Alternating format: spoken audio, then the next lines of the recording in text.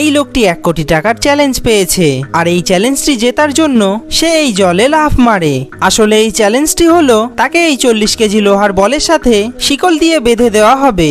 জেতার জন্য তাকে এই শিকলগুলি খুলে জলের উপর উঠতে হবে। কিন্তু এই লোকটি যখন লাফ মেরেছিল তখন তার হাত থেকে চাবিটি পড়ে গিয়েছিল, তার জন্য এই লোকটি চাবি ছাড়া উপরে উঠতে পারছিল না। যেটার জন্য এই লোকটি শিকল দুটিকে ভাঙার অনেক চেষ্টা করতে লাগে, কিন্তু এতেও সে অসফল হয়। অপরদিকে উপরের দর্শকগণ ভাবতে লাগে লোকটি জলের ভিতর এতক্ষণ কি করছে।